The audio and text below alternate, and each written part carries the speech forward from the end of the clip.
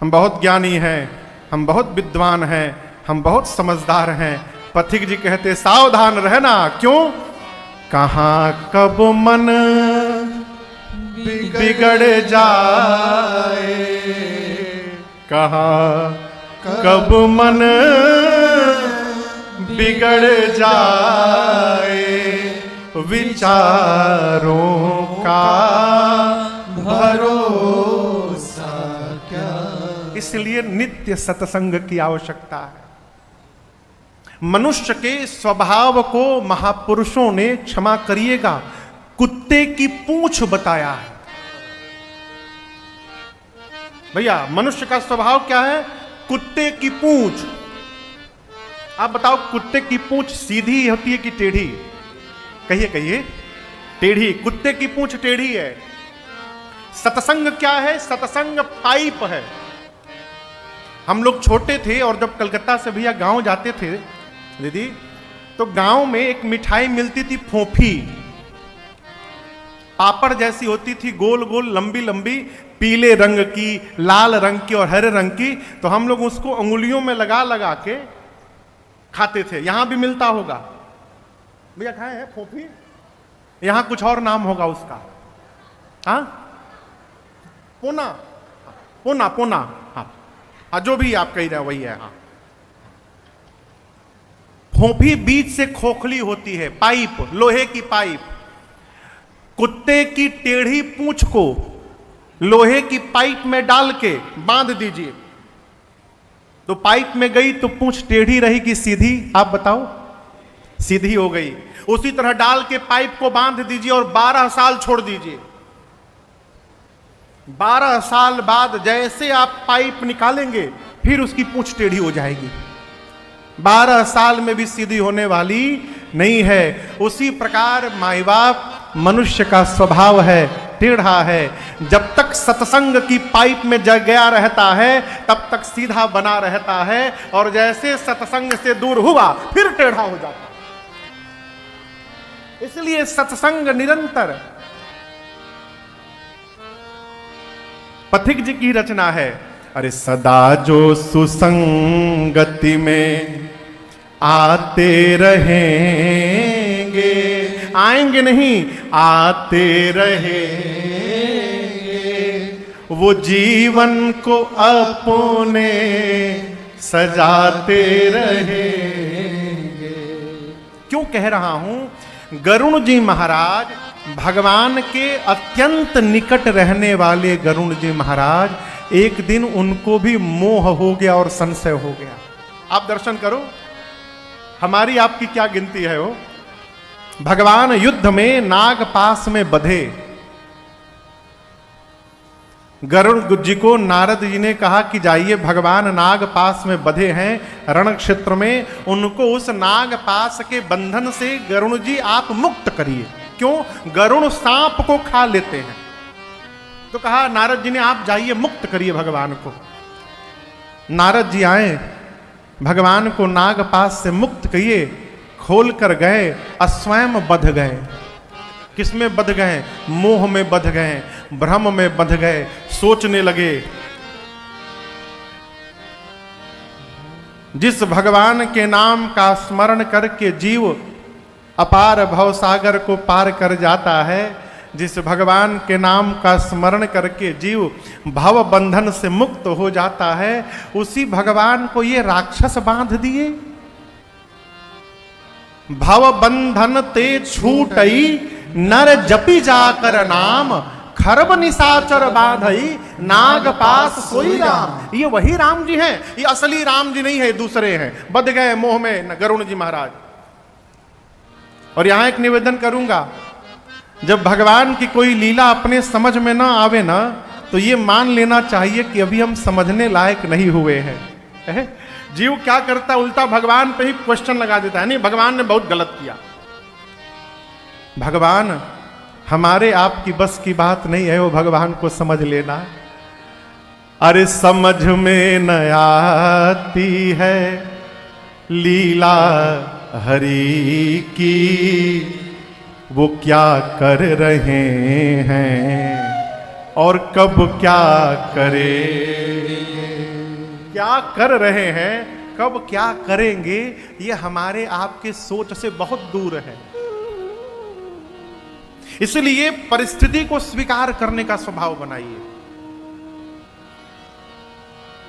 जिंदगी की डोर सौंप हाथ दीनानाथ के, यदि सौंप दिया उसके बाद महलों में राखे चाहे झोपड़ी में बास दे।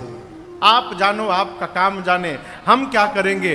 धन्यवाद निर्विवाद बस राम राम कहिए, जाहि विधि राखे राम ताहि विधि रहिए।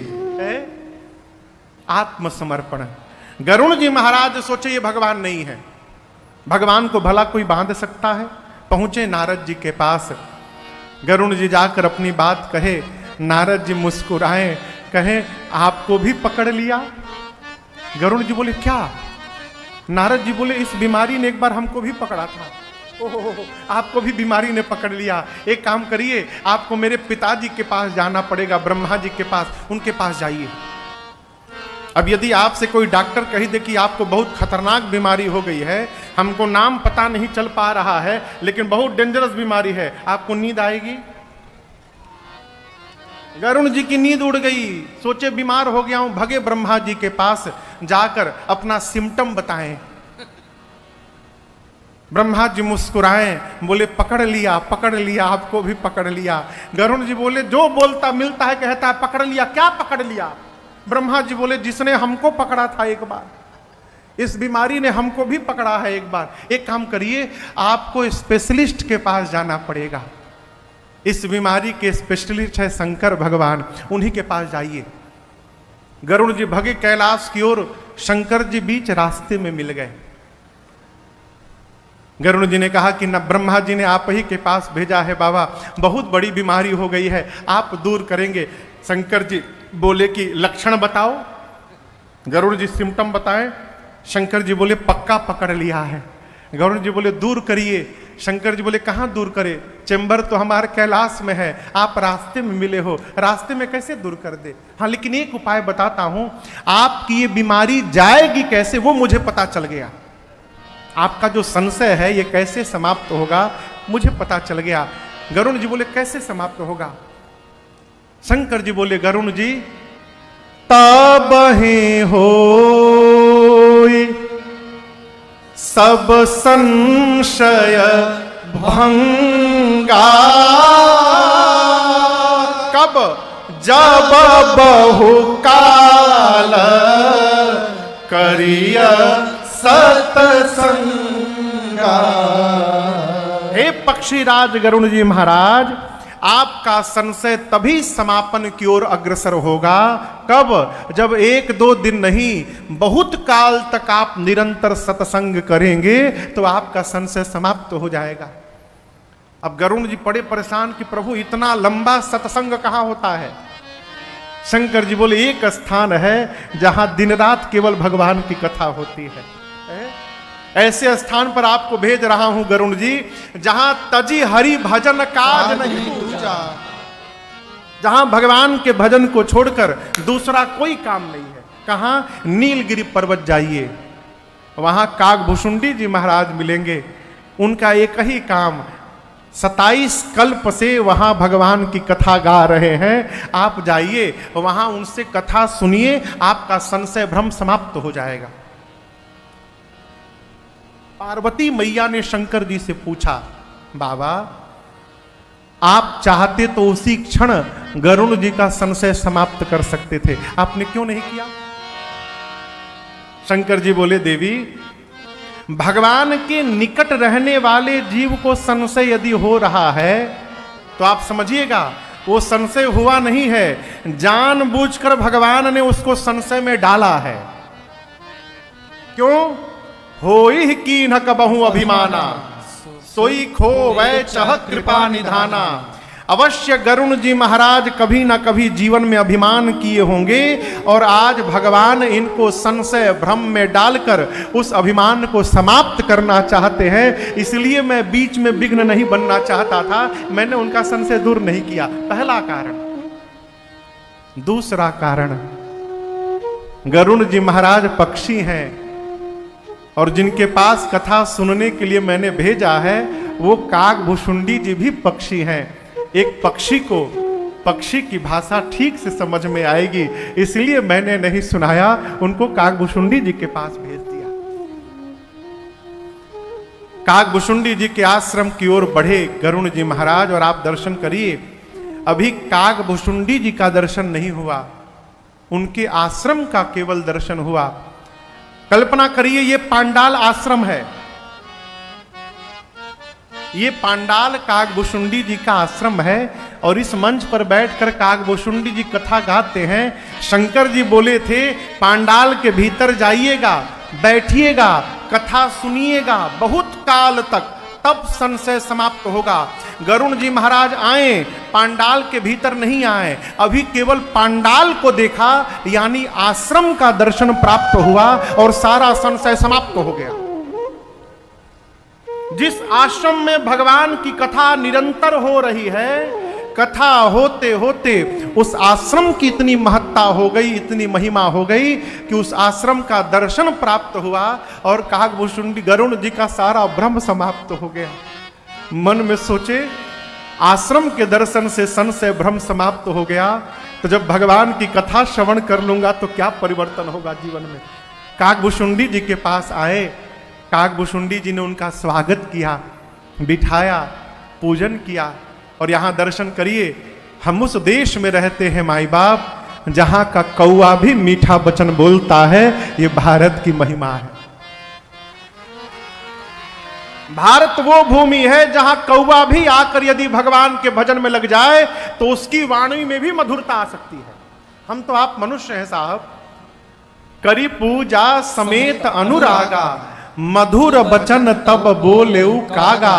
काकभुशुंडी जी ने मधुर वचन में कहा, हे राजा जी, हे पक्षीराज गरुण जी, आप क्यों आए हैं यहां पर।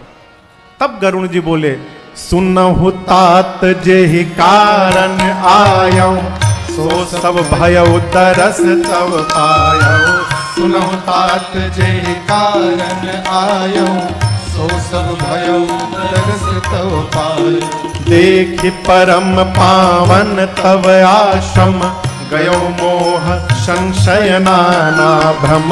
देखि परम पावन तब आश्रम, गयो मोह संशय नाना भ्रम। अब श्री राम कथा अति पावनी, सदा सुखद दुख पुण्य नशावनी। अब श्री राम कथा अति पावनी, सदा सुखद दुख पुण्य नशावनी। सादर तात सुनावहु मोहि, सादर तात सुनावहु मोहि। हाँ सादर तात सुनावहु मोहि, सादर तात सुनावहु मोहि। बार बार विनमऊ प्रभु तोरे राम कथा। जय श्री राम कथा, जय जय राम कथा, जय श्री राम कथा। इसे श्रवण कर मिट जाती है, इसे श्रवण कर मिट जाती है। कथा श्रवण कर मिट जाती है, कथा श्रवण कर मिट जाती। 100 जन्म जन्म की व्यथा हो। जय जय राम कथा, जय श्री राम कथा, जय जय राम कथा, जय श्री राम कथा, जय जय राम कथा, जय श्री राम कथा, जय जय राम कथा, जय श्री राम कथा। इस प्रकार चौथे स्थान पर वक्ता से पूर्व श्रोता ने ही कथा की महिमा का गान किया। पूज्यपाद गोस्वामी श्री तुलसीदास जी महाराज ने श्री रामचरितमानस जी में 7 कांड लिखे। कितने कांड? 7 कांड। बाल कांड, श्री अयोध्या कांड, श्री अरण्य कांड, श्री किष्किंधा कांड, श्री सुंदर कांड, श्री युद्ध कांड जिसको लंका कांड कहते हैं, और 7वां कांड का नाम है श्री उत्तर कांड। और ये कांड नहीं है, 7 सीढ़ियां हैं, 7 सोपान, जिनका आश्रय लेकर हम और आप भगवत चरण प्रीति जीवन में प्राप्त कर सके, उसके लिए ये सोपान है। कई लोग पूछते हैं महाराज 7 कांड क्यों लिखे? 7 दिन है इसलिए 7 कांड लिखे। कई लोग क्षमा करिएगा पराठा खाने के लिए मुहूर्त नहीं पूछते हैं। कई लोग तो 5 बजे 6 बजे बिना नहाए धोए शुरू हो जाते हैं। हम लोग बहुत पहले एक बार मैं हरियाणा गया, सोनीपत, एक घर में रुका तो सुबह सुबह 6 बजे निकलना था हरिद्वार, तो ब्रश लेकर ऊपर से नीचे उतरा, ब्रश पेस्ट लेके नहाने के लिए। तो जैसे ऊपर से नीचे उतरा देखा डाइनिंग टेबल पर पूरा परिवार आलू पराठा और मक्खन लेके बैठा है। आओ महाराज तुलसी आओ, तुलसी आओ। भैया आप ही पाओ। भोजन करने के लिए आदमी मुहूर्त नहीं देखता, लेकिन भजन करने का बारी आए। अब पता करो पंडित से कब से शुरू करना है। गोस्वामी जी ने 7 कांड इसलिए लिखे कि 7 दिन है। जिस प्रकार 7 दिन है उसी प्रकार 7 कांड है। तुमको जब पढ़ने का मन करे, रविवार, मंगलवार, सोमवार मत देखिए, जिस दिन मन करे उसी दिन से प्रारंभ हो जाइए। ये कथा आपका कल्याण कर देगी। कई लोग पूछते हैं महाराज कितना पढ़ना चाहिए? जितना मन करे। कब पढ़ना चाहिए? जब मन करे। खाने के पहले पढ़ना चाहिए, खाने के बाद बिल्कुल पढ़ना चाहिए, ऑफिस में वहां भी पढ़ना चाहिए, बेड के ऊपर बैठकर अवश्य पढ़ना चाहिए, लेटकर पढ़ते पढ़ते सो जाना चाहिए। एक व्यक्ति ने हमसे कहा महाराज बाथरूम के भीतर भगवान का नाम नहीं लेना चाहिए। हम क्यों? बाथरूम के भीतर बताइए कोई भगवान का नाम लेता है? कहीं बाथरूम में प्राण चला जाए हो तो? जिस प्रकार श्वास हर स्थान पर लिया जा सकता है और हम लेते हैं, उसी प्रकार जीवन की हर स्थिति परिस्थिति में भगवत नाम का स्मरण बना रहे, यही सार्थक जीवन है। प्रातः स्मरणीय पूज्य बिंदु गोस्वामी जी कहते हैं, अरे हरि बोल मेरी रसना। कब कब नहीं, घड़ी घड़ी हरि बोल मेरी रसना। तू व्यर्थ बिताती है क्यों जीवन, तू व्यर्थ बिताती है क्यों जीवन। इस मुख मंदिर में अरे पड़ी पड़ी हरि बोल मेरी रसना। घड़ी घड़ी हरि बोल मेरी रसना। घड़ी घड़ी हरि बोल मेरी रसना। व्यर्थ बिताती है क्यों जीवन, व्यर्थ बिताती है क्यों जीवन। मुख मंदिर में, मुख मंदिर में पड़ी पड़ी हरि बोल मेरी रसना। घड़ी घड़ी हरि बोल मेरी रसना। घड़ी घड़ी हरि बोल मेरी रसना।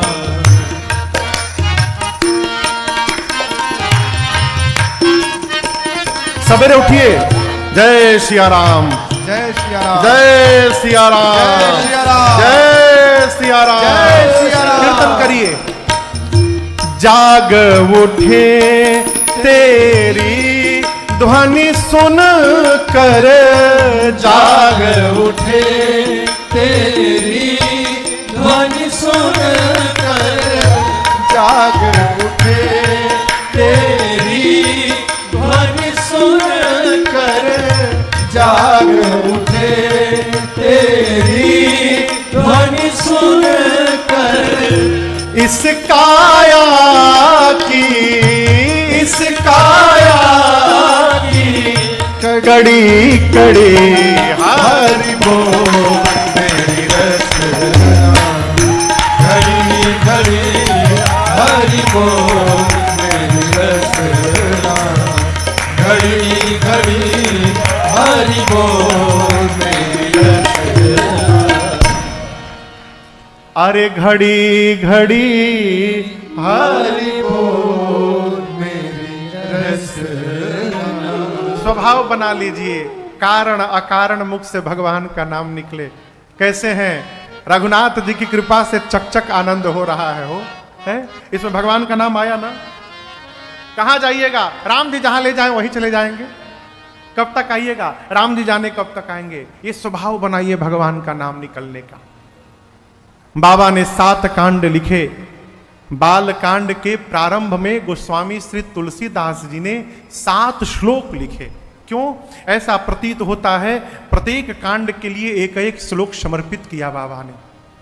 सबसे प्रथम श्लोक में गणपति भगवान और मां सरस्वती जी को एक साथ वंदन करते हैं। वर्णानाम अर्थ संघानाम रसानाम छंदसामपि मंगलानाम च कर्तारौ वंदे वाणी विनायकौ। एक साथ गोस्वामी जी ने मां सरस्वती और गणपति भगवान को वंदन किया। आप दोनों मिलकर मेरे पर कृपा करिएगा। क्यों? देखिए, जीवन में विवेक के साथ बोलने की क्षमता भी आनी चाहिए। कई लोगों के पास ज्ञान तो बहुत है लेकिन बोलने की कला नहीं है। किसी के पास बोलने की कला है तो ज्ञान नहीं है, क्या बोलना नहीं बोलना। इसलिए गोस्वामी जी ने एक साथ वंदन किया। मां और गणपति भगवान, आप दोनों मिलकर मेरे पर एक साथ कृपा करिए।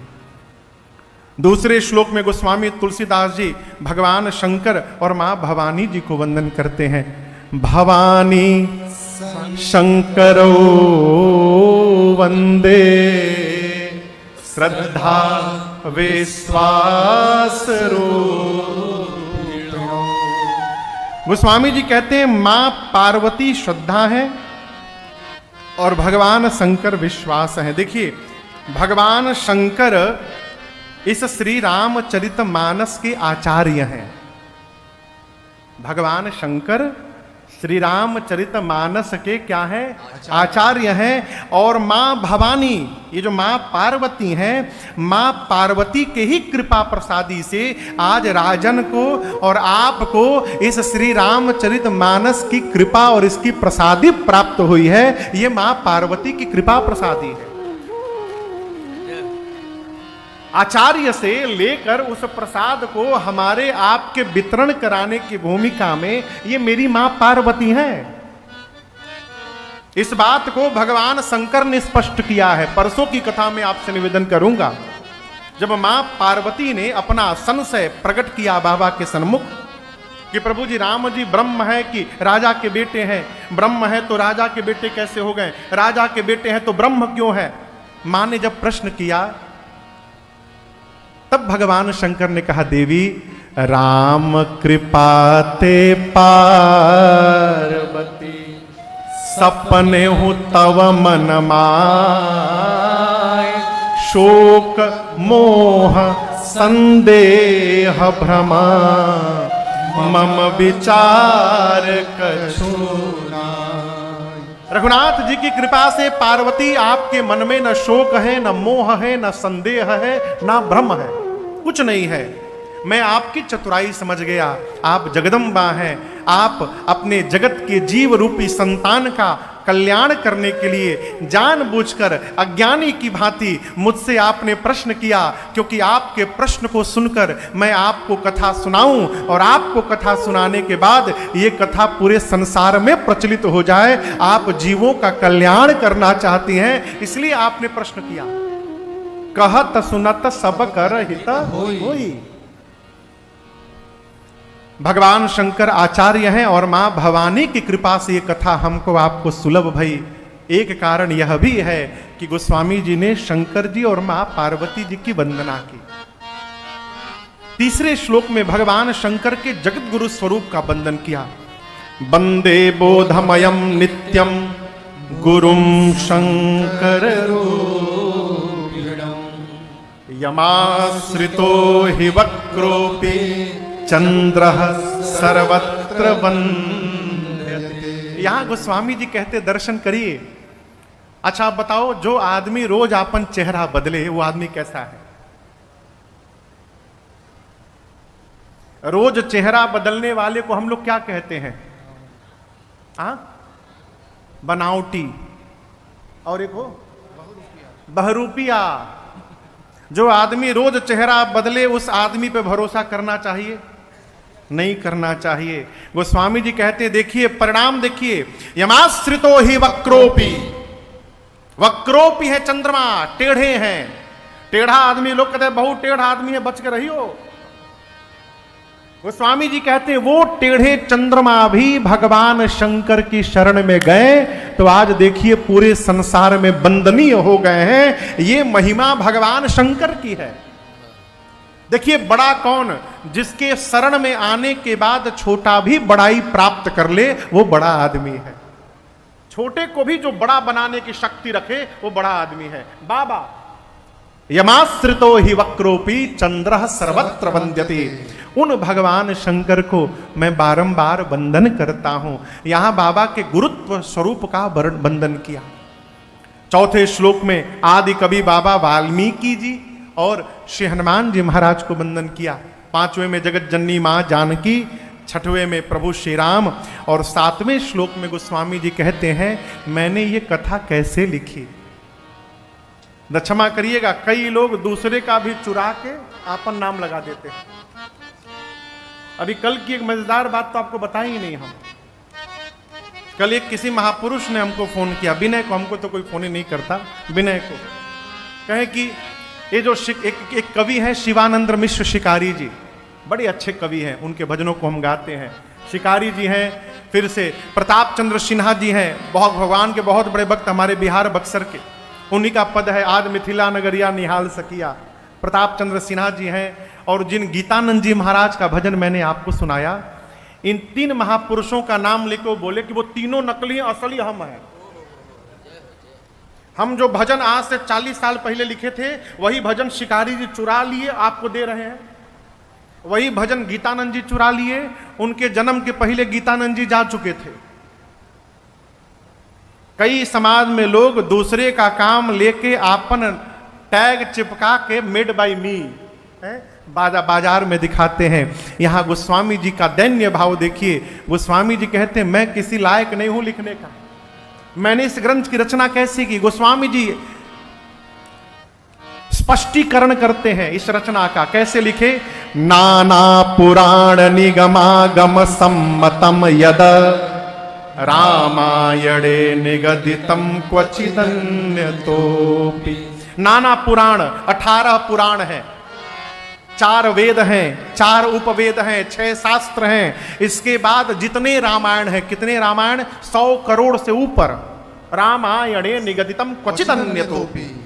गोस्वामी जी कहते हैं मैंने सभी सदग्रंथों को गुरुदेव के मुख से, मुनियों के मुख से श्रवण किया और श्रवण करने के बाद मेरे अनुसार जो इनका सार निकला, उस सार को निचोड़कर मैंने स्वांतः सुखाय तुलसी रघुनाथ गाथा भाषा निबंध मतिमन जुलमातनोति। नाना पुराण, वेद, शास्त्र, उपनिषद और जितने रामायण प्राप्त हुए सबके सार को निचोड़कर मैंने श्री रामचरितमानस की रचना की।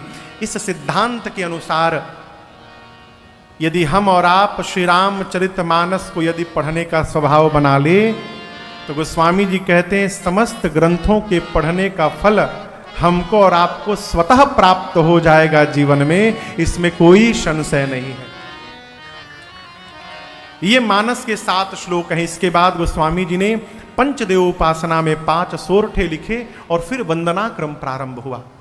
सबसे पहले गुरु चरण रज को वंदन किया है। देखिए जीवन में जिसके कारण हम भगवान की ओर अग्रसर हों उस जीव का सर्वकार स्मरण करना चाहिए। आप मानस में देखिएगा शबरी मैया को जब राम जी दिखाई पड़े तो शबरी जी को राम जी की याद नहीं आई, अपने गुरु जी की याद आई। मुनि के बचन समुझी जिय भाई, कब? जब शबरी देखे राम गृह आए। इसलिए जिसके कारण हम भगवान की ओर अग्रसर हों, उस जीव का सर्वकाल स्मरण बना रहे, यह भी हमारी उनके प्रति कृतज्ञता होती है। गोस्वामी जी ने अपने गुरु जी के चरण को नहीं, चरण में जो रज लगा है उस रज का बंधन किया। वो रज ही सुवेक, विवेक, सुगंध, सुबास, सरसता, अनुराग प्रदान करने में समर्थवान है। कौन? गुरु जी का चरण रज। इसके बाद गोस्वामी जी ने ब्राह्मणों की वंदना की, संत समाज की वंदना की, गोस्वामी जी ने दुष्टों की भी वंदना की। दुष्ट की वंदना क्यों किए? सिया राम मैं सब जग जानी। जब सब संसार में सीताराम जी दिखाई दे रहे हैं, तो गोस्वामी जी को दुष्ट में भी सीताराम जी दिखाई दे रहे हैं, इसलिए उनकी भी वंदना की। इसके बाद गोस्वामी जी ने भगवान की परिकर समाज की वंदना की और अंत में भगवान के नाम की वंदना की।